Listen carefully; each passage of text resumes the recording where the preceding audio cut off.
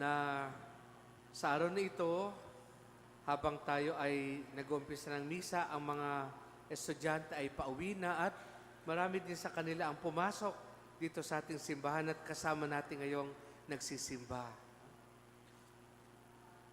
Si St. John Marie Vianney ay ipinanganak nung panahon na mayroong matinding revolusyon sa Pransya. At hindi siya nakapag-aral ng maayos sa isang paaralan. Mabuti na lang nang ang nanay niya ay nagtagumpay na maturuan siya ng basic, yung 3 R's na tinatawag natin, yung reading, writing, tsaka arithmetic, no? Yung arithmetic, yung math. Simple lang ang buhay nila dahil mahirap lang sila. Pero nung 17 years old siya, naramdaman niya na tinatawag siya ng Diyos na maging pari. At ang sabi niya, kung ako ay papalaring maging pari, ipagwawagi ko ang Diyos ng maraming kaluluwa. If I will become a priest, I will win many souls for Christ. At alam nyo, kung siya ay nakapag-First Holy Communion sa tulong ng isang pari, sa isang tagong lugar, sa isang barn na tinatawag, o nga pala, nung panahon yon dahil revolusyon, lahat ng lalaki, pinipilit ng mga revolusyonaryo na lumaban sa pamahalaan, kahit ang mga pari. Pero pinalad uli si St. Jean Marie Vianney, nung bata siya, may isang pari na hindi sumali sa revolusyon at sa kanyang mga kamay nakapag-First Holy Communion, si Jean Marie. At nung siya ay 29 years old, naordinahan siyang pari sa isang tagong misa uli, sa isang secret mass na tinatawag. 3 years after nang siya ay maordinahan, siya ay inassign sa isang lugar na ang tawag ay Ars. Kung ating bibigkasin bilang mga Pilipino, ARS. Pero sa French, ang pronunciation yon R. R. Sabihin nyo R. Kaya sa French, ang kura ay curé. No? Curé, D, apostrophe R. Kaya siya si ang kuredar. No? Ang kura ng Ars. No? Nang dumating doon si Father Jean-Marie Vianney, natagpuan niya ang maliit na baryo na binubuo ng wala pang 300 tao. At ang lugar pa lang yon ay walang pari ang gustong ma-assign doon. Kasi mahirap na mahirap. Talagang napabayaan ang lugar na yon, lalo na ang mga tao. At nanlamig na ang kanilang pananampalataya. Ang kanilang parish church ay dilapidated na. Ano yung pangako ni Jean-Marie Vianney sa Diyos? If I will become a priest, I will win souls for Christ. At yun ang ginawa niya. Dinalaw niya ang bawat bahay ng kanyang mga parishioners. Tinuruan niya ang kanyang mga parishioners. Lalo-lalo na sa katotohanan ni Kristo sa banal na misa. Tinulungan niya yung mga batang babae na maingatan, maprotektahan. At dahan-dahan, ang mga tao ay nag-umpisang magsimba. Pero kaunti lang sa umpisa talaga. Matagal na panahon ang kanyang inubos bago na puno uli ang munti nilang simbahan.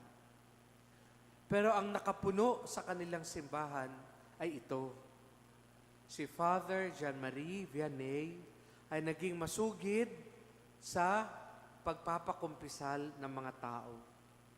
Naturuan niya ang mga tao. Kailangan nila si Kristo. At kailangan nilang gawing karapat-dapat ang sarili para tanggapin siya sa banal na misa, sa banal na komunyon. At tinuruan niya ang mga taong huwag matakot sa pagkukumpisal. At sabi niya sa isang kapwa-pari, ang kanya naging formula para lalo pang maakit ang mga tao sa kanilang pagkukumpisal. Ano man ang bigat ng kanilang kasalanan ay ito. Sabi niya, binibigyan ko silang lahat ng magagaan na penitensya. At ako na ang nagdadagdag ng penitensya para sa kanila at ako na ang nagpepenitensya. Yun ang sabi ni Father Jean-Marie Vianney. Biruin mo, nagnakaw ang penance, isang ama namin lang. Pero si Father Jean-Marie Vianney ang nagfa-fasting at siya ang nagdadasal ng maraming rosaryo. Biruin mo, ang kasalanan, nangalunya, ang penance lang, 3 Hail Mary. At mahalin mo ng husto asawa mo. Huwag ka nang mangangalunya. Ang hindi alam nung nangalunya na pinatawad na ng Diyos sa kumpisalan, si Father ay hindi kumakain ng buong araw. Ganun niya kamahal ang kanyang mga parishioners. Mga kapatid, si Mama Mary sa ating parokya ay the mirror of justice. Ano ba ang katarungan na ating i-translate dito sa ating parokya?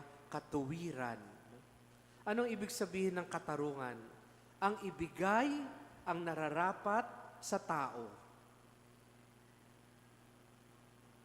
At yan ang turo sa atin ng Diyos. Ano ang karapat-dapat sa gutom?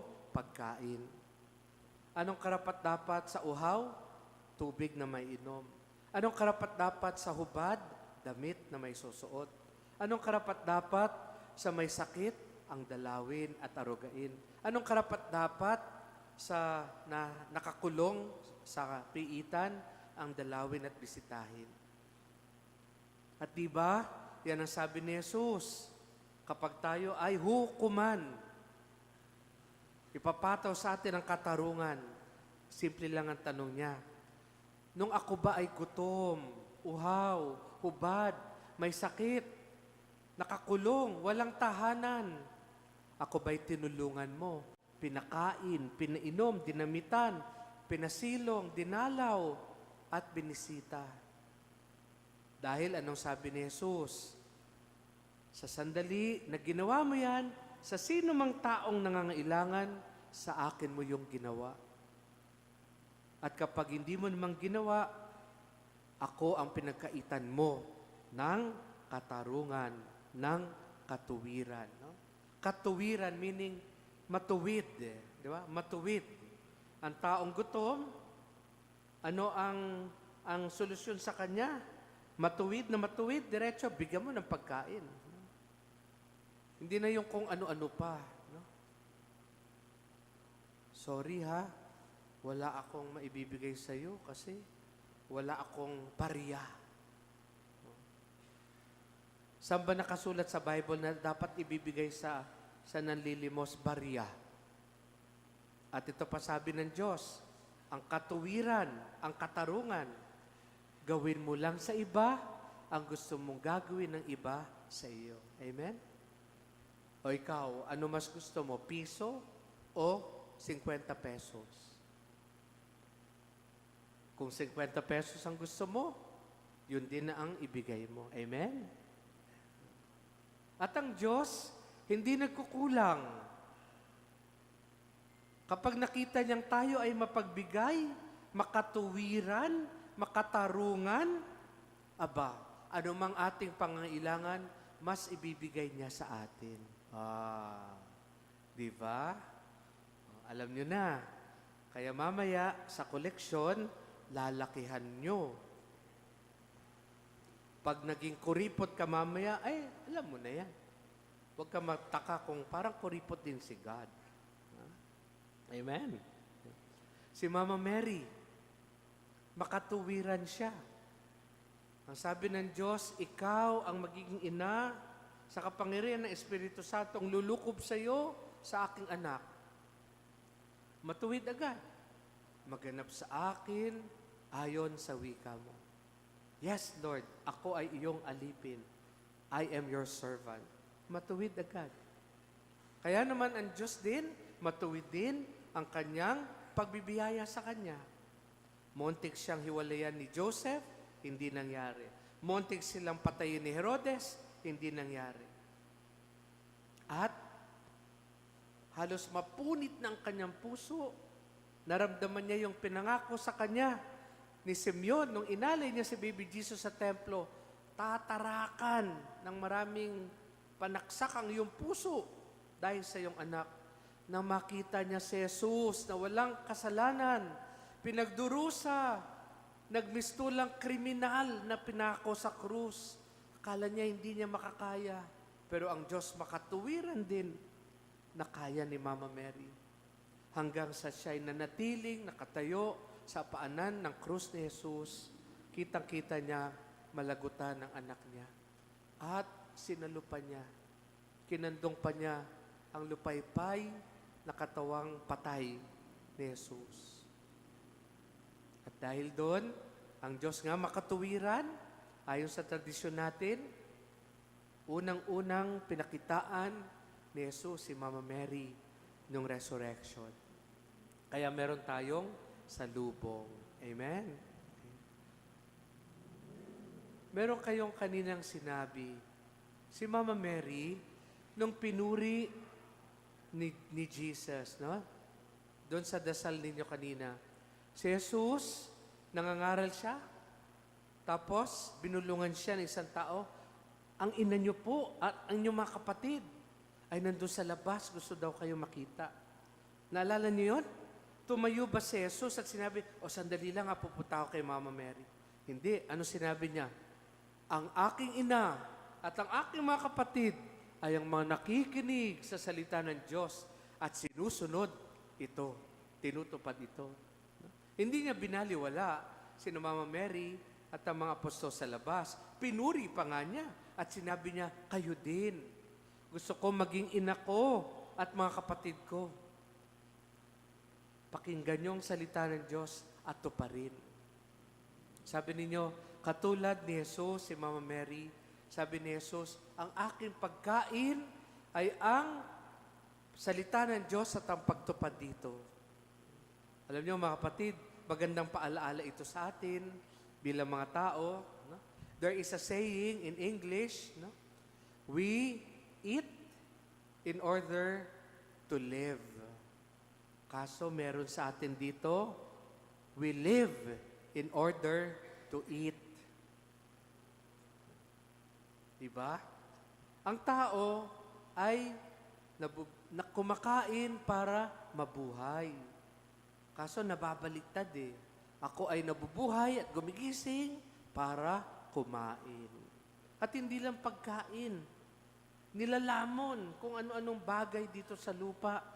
Kapangyarihan, kaligayahan, pera, yaman, na hindi naman talaga nakakabusog. Ang nakakabusog ay si Jesus, ang salita ng Diyos. Si Jesus na kinakain natin sa banal na komunyon, si Jesus na naririnig natin at pinapakinggan natin sa salita ng Diyos. Kaya mga kapatid, hilingin natin sa Diyos. Sana matulad tayo kay Mama Mary. Ibinigay niya sa atin ang karapat-dapat sa atin. What is just for us? Ano ang talagang makatarungan na mapasa atin? Si Jesucristo. Ang kaligtasan ng Diyos sa pamagitan ni Jesucristo. Ano ang makatuwiran para sa mga taga-Ars? Nakita ni Father, ngayon St. Jean-Marie Vianney. Pagmamahal, pag-aaruga, atensyon, pagpapahalaga. Kinalimutan na sila ng pamahalaan nila. Mahirap na nga sila, pinabayaan pa sila. Pero si Father o St. Jean-Marie Vianney, binigyan sila ng atensyon. At higit sa lahat, binigay sa kanila ang kapatawaran ng Diyos. Ang pinakakailangan talaga ng tao ay kapatawaran. Dahil mahina tayo. Malimit tayo nagkakamali, nagkakasala, kahit sa maliit na paraan. Di ba? Sige nga, ilan ba sa atin ang nagkakasala, yung tinatawag na white lie? Ang white lie na iniisip natin para walang gulo, magkakailanan lang ko, white lie. No? Pero kapatid, kasalanan pa rin yan. Kasi walang kulay ang kasinungalingan. Ang white lie ay lie pa rin. Di ba? So, ganyan.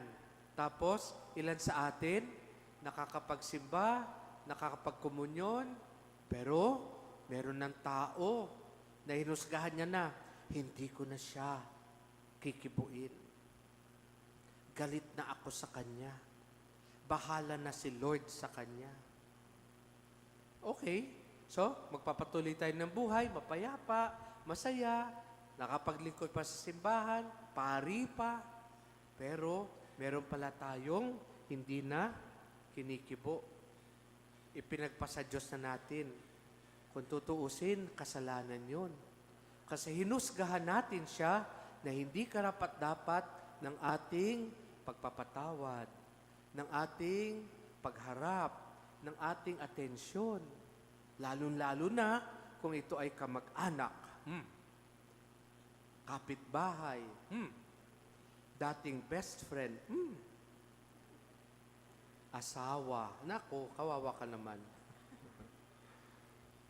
So, ang katuwiran ay, ang salamin ng katuwiran, si Mama Mary, na pagtagumpayan ni St. John Marie Vianney, ay inaasahan ding makikita sa atin. At kaya natin yan. Kasi ang parehong Jesucristo na nagbigay sa Kanya, kay Mama Mary ng lakas, ang nagbigay ng lakas kay St. John Marie Vianney, ay ang parehong Jesucristo na tinatanggap natin sa bawat misa. Amen. Pag sinabing amen, I agree. Amen. Hindi kayo nag-agree eh. Ayan, ang hina eh. Bilang pagtatapos, para ma-encapsulate natin ang ating pinagninilayan na sana matulad tayo kay St. John Marie Vianney, sa mahal na Inang Maria, na tumutulad sa Panginoong Jesucristo. Hilingin natin sa Diyos ang tatlong bagay. That we see the Lord more clearly, love the Lord more dearly, and follow the Lord more nearly, day by day. Kanta yan. Kakantahin ko para sa inyo. Kasi hindi ko alam kung kailan nyo ako uli iimbitahan. So, advance Merry Christmas ko na ito para sa inyo. Day by day, day by day, day by day, day by day. Oh, dear Lord, three things I pray: to see you more clearly, to love you more dearly, to follow you more nearly, day by day. Kung kaya niyo, sabayan niyo ako. Day by day, day by day, day by day, day by day.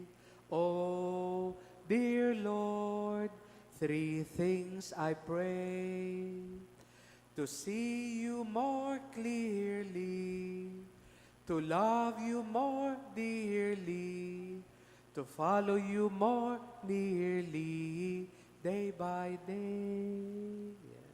Kapag napagtagumpayan natin yan, balang araw, nandun tayo sa langit talaga. Amen?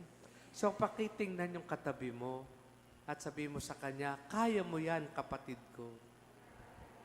Who wants to go to heaven? Taas ang kamay. Palakpakan natin ang Panginoon natin.